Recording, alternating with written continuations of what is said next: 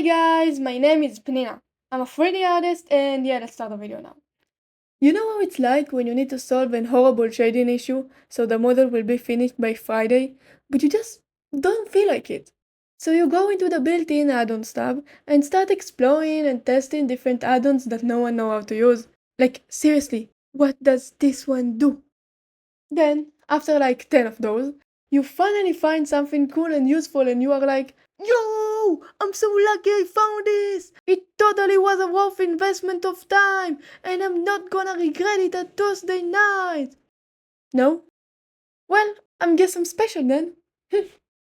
But still fine for you because now you get to hear about it! From me! Alright, so what is this add-on and what can he do? Introducing the store view stored? Maybe it stores? Alright. The stored views add-on! The number one option if you want, well, to store views for later use! Simply enable it in the add-ons tab that is found in the preferences, and then, what? What's that? Oh, really? Sorry guys, turned out there was an update, and no one told me. From Blender 4.2 and on, we need to download it first from the extension tab, and only then we can go back to the add-ons tab and enable it. And now we are set to go. But wait, why will anyone want to store views? Well, let's say you are modeling something, and without meaning to, you find the perfect position for the camera. You wish to save it, right? Or, if you are UV unwrapping, and you need to go back and forth between two views to make sure the texture isn't getting destroyed in the back of the model while you are fixing the front. Or, well, I don't know, it's cool and I want to talk about it, alright?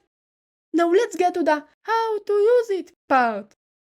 This add-on is found in the side panel, so press N to open it up, and then go to the View tab, and yep, here it is, all the way at the bottom of the stack. I like it at the top, so let's just move it up. To use it, we first need to initialize it. So press on that button and BAM! We can start storing views, guys! There are two modes to this add-on. View and POV, point of view. Now listen, I really try to understand it and I tested a lot, but I still have no idea what is the difference between the two. All I got for you is this screenshot from the Blender document. So sorry, and if someone will ever figure out what is the difference, please let us know. But till then, use what you want, I guess. Under the modes there are two more buttons.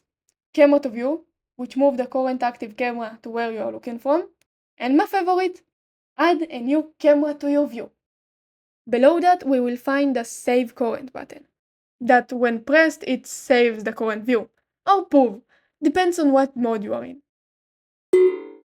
If you save a view in view mode, it will not appear in POV mode, so we can use it like a sorting method. Time to press that button now! And congrats! We saved a view! So let's go over all the new options we got in here. Pressing this shape will return us to the view if we will ever move.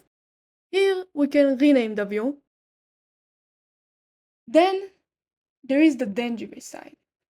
The cancel button, that will delete the view from the list, and the update button, which will update the save view to your current view, which means that the previous view is doomed forever. After that, there are all the cameras in your scene, that you cannot rename in here for some reason. Pressing the camera icon or their name will make them the active camera. You know, the one that its view will be rendered. Then, not like in the modifiers tab, which is very disappointing, pressing those ones will make you jump between camera views. We got to the last one, guys. And this one is... Bring back the drums, please! The marker that you can use to animate a camera in an animation. Of course, those views are saved with the file, so when you will reopen it, they will already be there. Maybe you will need to initialize it again. Said it right! If you want to learn how to make one material have multiple textures, you can watch this video next.